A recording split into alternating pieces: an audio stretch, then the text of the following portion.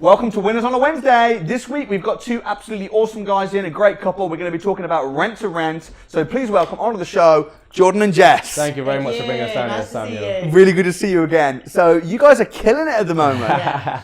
Why don't you just tell me, before we go on to talk about what you've done, what you've built up, maybe just tell me your backgrounds. So what's your backgrounds before you got into property? Yeah, I'll go first. So my background, basically leaving school, I'm real passionate about cars. So I went straight down that route. I left, I went into the apprenticeship and blah, blah, blah. I wanted to go to Formula One, so I was working for McLaren. And then at some point, I kind of decided that, I want to achieve more and, just get into the next pay grade. And that wasn't really enough for me. So then I started, actually, funnily enough, I went home after a night shift and I started tapping into YouTube, how to make money, and then how to make money in property come up and how to invest in property. And it was one of your videos, because it was like, I think it was like a millionaire at 21 or something like that. Oh, I know the one. Yeah. It was one of those videos. And Davinda interviews me in the garden. Yeah. It's the most random video, but it's had about 74,000 views. But it comes up like first one. So that brought me straight to you, basically. That was, and then from there, watching their videos, that's when I knew from that point that I wanted to get into property, learn more about it, come down to do some courses and get involved, and that's how I was going to build wealth. Awesome, man. So your background is kind of like cars. Yeah, for sure. Watched the video on YouTube, came down, met me at the crash course. How about you, Jess? Mine's kind of all over the place. I've been in and out of jobs since I left school. I didn't really know what I wanted to do. All I know is that I hated working a 9 till 5. I just hated being bossed around by other people. And I've been in some estate agent jobs now, so learning the ins and outs of sort of that sort of thing. But how I got into property was Jordan actually begged me to come to the first seminar I ever went to. And that's how I learned from there. I've been open-minded and loved it ever since. Love that. And you guys are not old. How old are you guys, if you don't mind me asking? 22. 22. Like the song Taylor Swift. Epic. So that's your kind of background, young, hungry entrepreneurs. I know when we met, you were like saying, I do not want to be working for someone forever. You remember. You were like, I'm the man. So it's kind of talk. I know we've done some one-on-one training as well. To be fair, you've been to the crash course. You've been here in the offices for training. So why don't you just tell us? Because when you tell me about the crash course. Tell me about what happened. Yeah, we got a lot to say about that. Happily. The crash course is amazing. So. Me and Jessica have actually both done training before the crash course, both paid and free as well. And the thing about the crash course is awesome. I literally remember our conversation after the crash course when we came out. We was like, this is the best course, like all rounder, just for sheer value, because that's what it is, just sheer value. I'll tell you exactly what I mean. So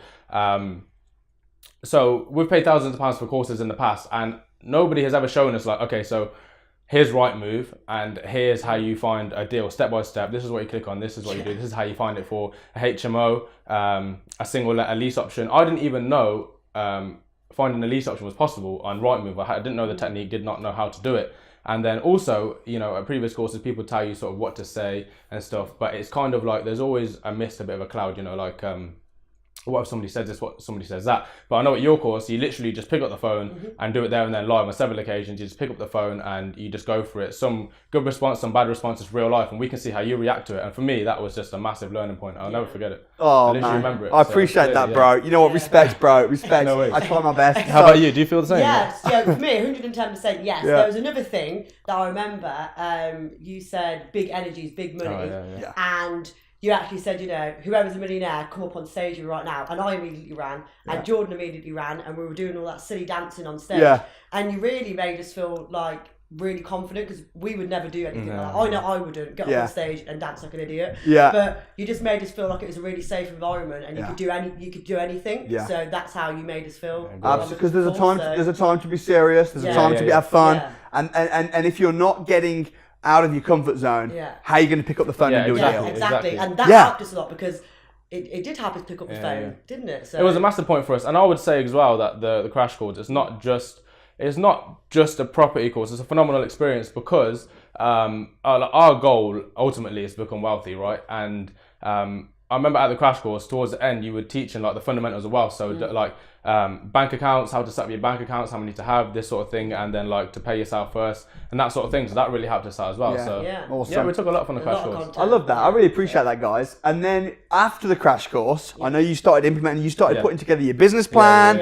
and you started vlogging the journey. Check them out on Facebook. Started vlogging the journey, and then you thought, you know what, you really thought you'd fly more by doing a little bit of one-to-one coaching. So you came to the offices. What did I say when you presented your business plan to me, Jordan? So basically, you just went like that and you just tore it in half. So we came in really, you know, bubbly, happy, over the moon with this mega piece of art that we put together, and it was a business plan, and basically it had so much stuff on it. It was a bit of a mess. Now we see it was a mess because we had, like, you know, you were so proud of it. I know, we were so proud.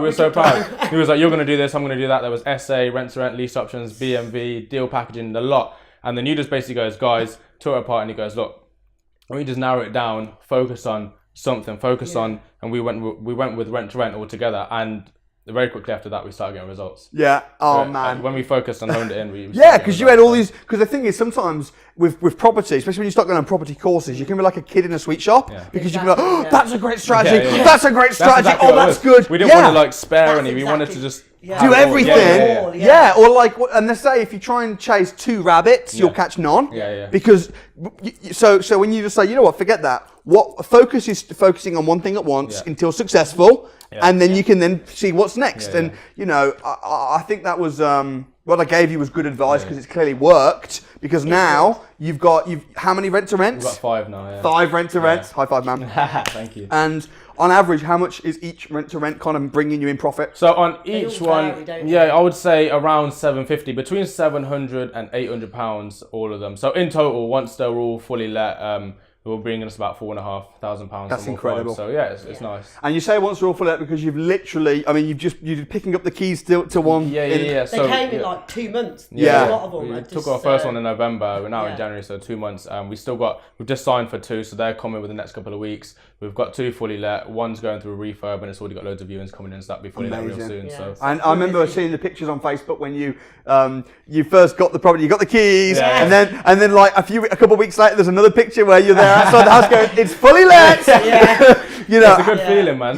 How does it feel seeing the money actually coming in? Oh, it's amazing. It's so good. Like literally, it's weird because it's almost like you don't get too much time to reflect. But then when you do think back, it's like, wow, now we've got properties and they're paying us, and I'm not working anymore, by the way. I'm full time now, so that's just incredible, like, bro. But it's all happened. It's like it's happening quickly, but it's weird, but it's amazing. And when did you just to get timescales right? When did we first meet at the crash course, and when did you do your mentoring? So session? we met. When was the crash course? I think it was like back end of the summer. Was it July or something? I think maybe that's 6 months, 8 months. Yeah.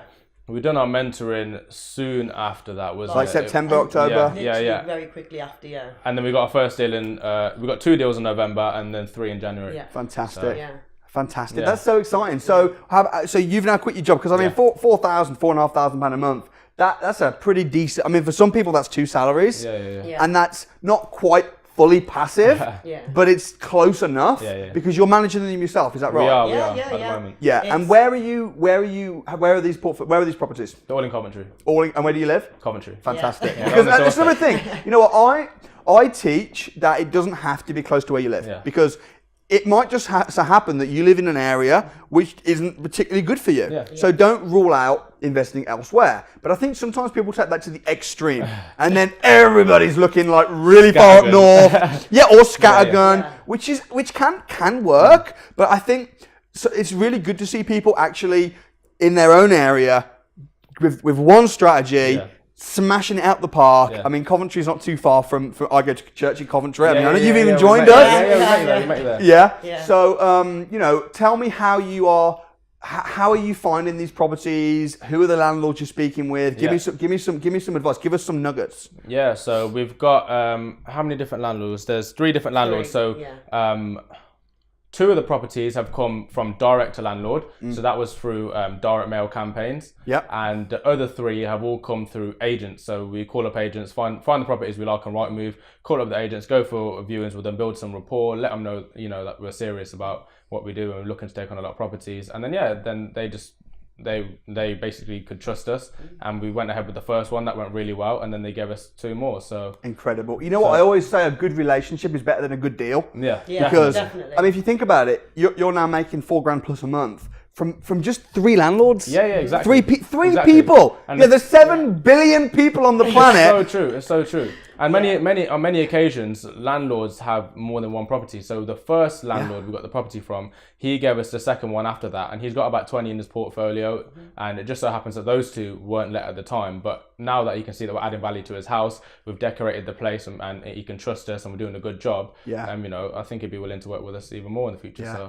So that's fantastic. I'm really proud of you guys. Tell me a little bit about how much money did you have to start with to invest in this rent portfolio? Did you have a big pot? Did you have nothing? I'll let you go because I'm doing a lot of speaking. Not a lot. How much would you say we had to start? When we took our first rent to rent on, we had nothing. We didn't. No, we didn't have any money. We got it direct to landlord. We negotiated with him a 2-week rent-free period because we simply just didn't have the money to pay him straight up for the rent. So hold on. So you had a landlord. He agreed to give you his property on a rent-to-rent basis, Yeah. and then you had to renegotiate to have it free for 2 weeks. Yeah. So how did you do that? What did you say to him? What happened was I was going back and forth with him for a very long time, emailing, calling, trying to break down the figures to him and say, this whole figure you're getting is not what you're getting after the voids, after maintenance, after all of that. And then finally one day he picked up the phone and said, I want you to come around my house and have a chat with me. Yeah. So me and Jordan put on our best suits, went round there, and we got grilled and interviewed for about an hour. Yeah. And then he gave us the keys the next day. So Wow. we negotiated with him there. So you obviously handled yourself super well in that we did. hour. And I think that's as well, like you guys coming from a position with very little money to invest, but then the little money that you did have, spending it on training. Yeah. So that then when you're in a situation whereby you're getting grilled for an hour. Yeah. That's where the practice and the training really comes in. It does. Yeah. So okay, so you negotiated 2 weeks. Yeah. For anyone that's watching this, that's thinking, what on earth? Like, what is rent to rent? And you started with nothing, and now you're making $4,000. Yeah. Maybe just summarize to anyone that's not quite sure what is a rent to rent, and what, because you're not doing serviced accommodation, are you? No, we're not. You're doing We're just doing HMO. Yeah. So tell us what a rent to rent is. Okay, so essentially what we do is we rent a property as a whole from a landlord. We negotiate a rent up front, and then we agree on that rent. We'll take it for a long period, usually between 3 and 5 years, and then we'll guarantee that rental figure to the landlord for the entire length of the contract. Yeah. So regardless if we have a room empty or not, that landlord is now never going to experience a void because we've made a commitment to him or her. And so then we take that property and we rent it out as a HMO on a room by room basis, which then maximizes the profit. So we've got enough then to cover the bills. So we cover the bills in our service, and then we pay the landlord, and then there's profit left for us afterwards as well. Fantastic. Love that. Great explanation there. It's simple. It is very simple. It very is. effective, And is that completely legal? It is, yeah. It is, yeah. It's legal simply because of the fact we have the right contracts in place, and we have a limited company in place which acts as the management for the property. So So because sometimes again people say, is that legal? That sounds like subletting. Yeah, we've been through a lot of estate agents where you call them, you want to see, and they're like, no, you can't see it, and that's subletting. And you've got to. Some of them you don't get past, you simply don't get past them. But some agents, you will be able to say, let's meet up at the property, talk, explain it to you, and then they do understand. Because you've managed to win over an estate agent and a couple of landlords, which is great. So what are the risks associated with rent to rent? Obviously there's risks if you don't do your market research and your due diligence so much. You've got to do your research properly to make sure the area you choose to invest in has demand there, because the last thing you want to do is take a property from a landlord, spend some money on it, adding value to the property so it's all nice and ready to rent out, and then have it empty. That's the last thing you want. So definitely you're going to be paying the rent each month, because you've obliged to pay the rent to the landlord. So you definitely want to do some research to make sure that the area has demand, so you're not going to be losing out on money. I'd say that's probably one of the main factors. It is. Yeah. Also, I'd say one of the other main things is if you are taking on a HMO, that's because obviously the laws change where you need HMO licensing. If it is more than 5 people in the property to make sure the landlord has all the correct licensing in place, fire alarms, fire doors, everything like that needs to be. It's 5 or more people now, isn't it? Absolutely. And I think as well, like, although rent-to-rent strategy is brilliant if you've got no or very little money, you do need to know what you're doing, don't you? Yeah, you definitely do. Because, you know, if you take on a property and you've got no money and then you can't rent it out and you've not got money to pay the landlord, you could have a lot of sleepless nights.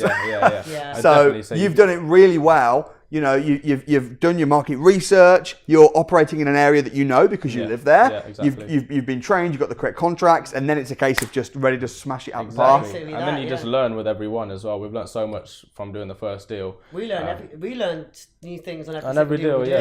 Of course. Well, the thing is, I almost feel like, and I'm sure you guys would agree, there's over here, this extreme, this is people that go on courses and don't take any action. And knowledge without implementation will lead to no results. So true. But then over here, you have people who take massive action, but they don't take the proper training. They don't know what they're doing. And these people we call motivated idiots that can get really burned. And it's very dangerous. And then in the middle, you've got do the training, you know, read the right books, talk to the right people, get the knowledge, but then take action. And there's a nice sweet spot. And I think you guys have got that just right. And that's why, you know, you got it just right. You know, you've not gone on loads and loads of courses and spent, you know, but you've gone on, you've taken the right steps, you've gone on the right training, you've got the right mentoring. Like you guys aren't even on the academy. I know you did some, you know, a day, which is great, but you're still smashing it out of the park, which is absolutely fantastic. So talk to me as well, because I agree, the best way to learn is to do. So talk to me about some of the lessons that you've learned in doing these deals. What would you say lesson number 1 would be? Definitely do all the electricity and gas first, because we took on properties and basically we've had the property a month and we found out the gas and electricity hasn't actually been changed over because we can't contact the company because they never answer the phone. And then when you do, you're on the phone to them for hours. So I'd say make sure all of that is done. I'd say take control of that yourself rather than the landlord doing it in most cases to make sure it gets done, changed over properly. What are the lessons we had along the way? That's a really good lesson. It's one of those things, you know, you probably wouldn't read that in a book. It's just one of those things you just got to do it. That's one of the things you learn by actually getting the first deal, and now it's like, oh, what do I do now? You know? The lessons I've learned, always confirm with people who want to view a couple of hours before, either the morning or the evening before, because we've got to viewings and people have said, I'm on my way, 20 minutes, and then they've never turned up. Wow. Which is wasted a lot of our time. And it's annoying. Annoyingly, in 2019, people's word is not their bond. You know, when I started out in property like 10, 12 years ago, if someone said they were going to be there, they were going to be there. But now it's like you got a text to confirm an hour before, 15 minutes before, because you guys are talking about tenants or tenants. Prospect tenants, people that come to do viewings. So, I mean, even agents are bad. Agents as well. You know, you just have to check it with people, make sure they're still turning up. All right. And what's the biggest these are obviously some of the challenges, but in regards to some of the successes, maybe winning the deal or getting the maximum rent, what are some of the biggest lessons that you've learned through the successes of what you've done? I think when we took on our first one, we were going to kind of let it out how it was, considering we didn't have much money at all, and we pretty much got the property for free.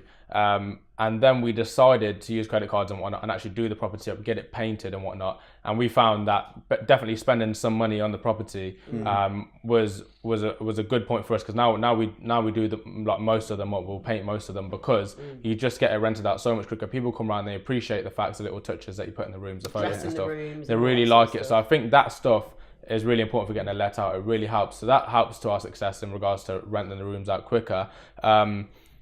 In regards to finding more deals, I would probably say, what's the big lesson? Probably just when you're going into viewings and going into meetings with agents and stuff, just, you know, we've always been sort of acted confident and acted like we've done this a million times before, and that served us really well because, you know, they then get the feeling that you're serious about what you're doing and you're going to take on loads, and they might give you too many at once and then you have to figure out what you're going to do.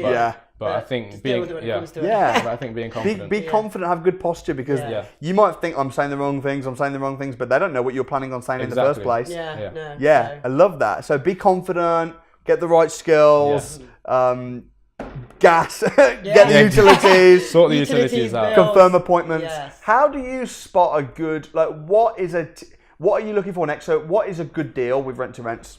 I would say so. The minimum we will work out with the minimum amount of profit we want to take is £500. So none of them cash flow that little for us yet, but that's like as low as we're willing to go. Yeah. So if there's a deal that comes along, it's going to cash flow £500 and it doesn't really need much spending on it, we'd happily take that deal. Yeah.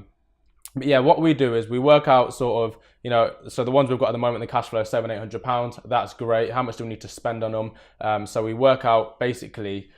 We kind of want to break even within 6 months. Yeah. I mean, even if you got the deal for 3 or 5 years, you know, you can go longer than that. I know some people go to like 10 months and stuff like that, but we normally hope to break even most of the time within 6 months. Yeah. So that's a key. So what you mean is, if you're going to put down 5,000, then you want to be able to make that back within the first 6 months, Exactly. which is going to give you a 200% return on investment. Exactly that, yeah. So, I mean, and I teach a very, as you'll know, a very conservative, you want to make at least 100% ROI in your first year. Yeah. So 200% is fantastic. Yeah. So whereabouts as well? Are you looking, have you got a particular street or or are you just generally looking around in Coventry? Obviously, we're from Coventry, so we know the area quite well. And we generally in Coventry, we generally invest sort of around the city centre and a couple of our hotspots, just because we're from there, we know where the demand is, sort of thing. So yeah, and then as we pick some up, if we do research on one and the demand's good and we actually get the deal and test it out, then we know that street and that area is good and we'll happily rinse and repeat in that area. Do you have any break clause if it doesn't work? We have, on some of them, if we do put a lot of money into the property with one landlord, we have a first anniversary break clause for 12 months. Yeah. Other than that, initially, so in the contract that we use, if we're going direct to landlord, there's a break clause for us after the first anniversary, so after the first year, but not for them.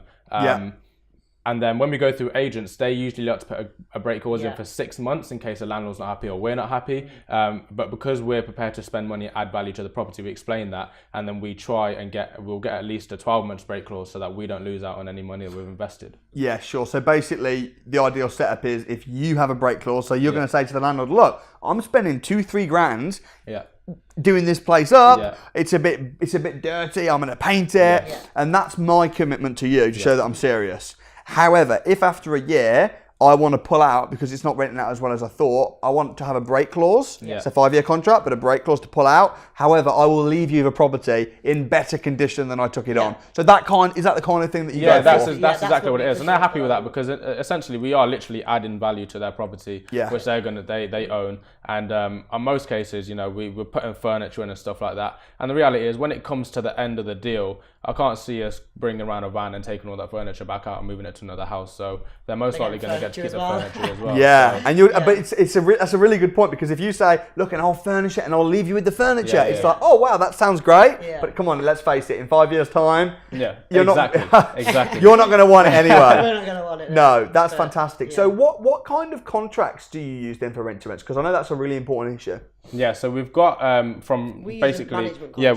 I think it's called a lease agreement contract, isn't it? It's a special rent-to-rent contract we've got from one of our courses. So and that's the contract. So it was already, luckily for us, it was already made for us and had all the clauses in there, already overseen by a solicitor and whatnot. So and it's really important that you use a management contract rather than, I mean, if you just have a normal AST then you then rent it out on another AST, that's called subletting. So again, it's a really important. Then it becomes a problem. So. I mean, the thing when we first went through the contract as well is there was clauses in there that we never thought you'd even need. So you definitely need to get the right contract 100%, because if anything did go wrong, literally one thing and we didn't even know that it was in the contract, we wouldn't have put it in there. So I think you can use management agreements, corporate lets, but just make sure that I would definitely advise, and I'm sure you would as well, getting advice on that. And it also depends on what you're doing, and of course every deal is different as well.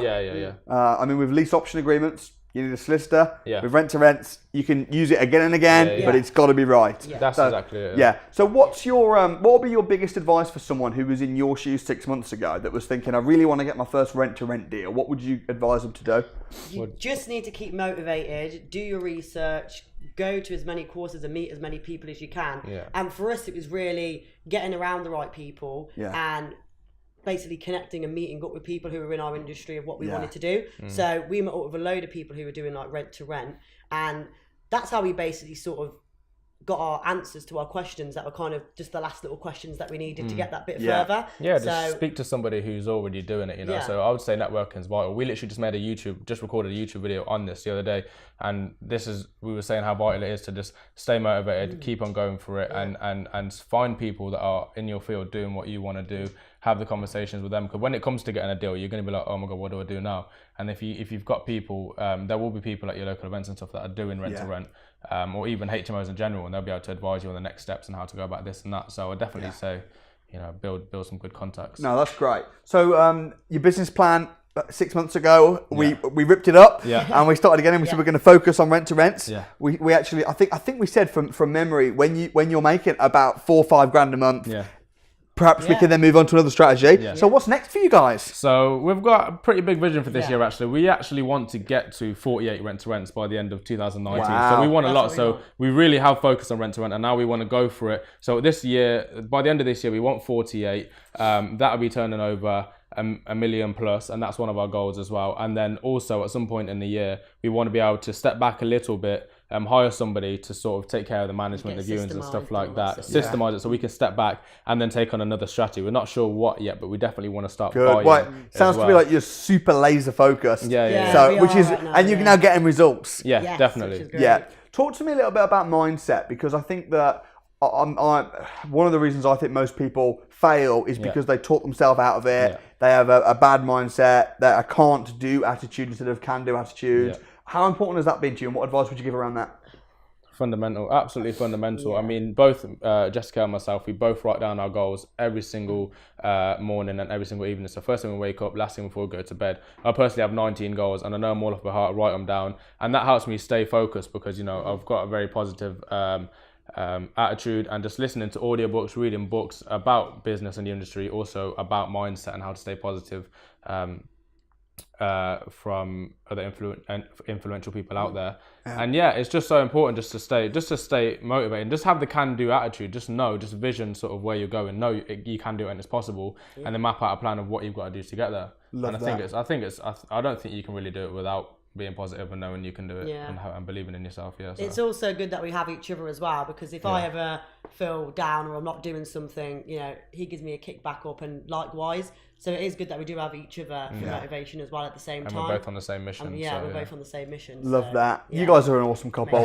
What advice would you give to someone that was weighing up whether to book on to the free Property Investors Crash Course? Oh man, you'd be extremely silly to miss out. No offense. Like I said, we've spent thousands of pounds on courses before, and we still named Crash Course #1 just because. I'm not just saying that. I'm saying that because of the amount of value that I just said previously that you get in the Crash Course. So you have to do it. You'd be insane not to. If anybody ever comes to me on Facebook from our YouTube, comes to me from Facebook and Instagram, how do I get into property? And I'll say the first thing I'd recommend to you before I give you any of my time is to go on the Sam Yodi's Crash Course. That's it's the truth free, well. and you'll learn everything you need to on there. I've said that to numbers and numbers of people. You guys are awesome. Well, listen, man, thank you so much for coming on the show. No problem. Reach out to me anytime. 100%. I'm super proud of you guys, and you're amazing. Thank you for bringing us on, Samuel. You're welcome. Thank you so much. Thank you so much.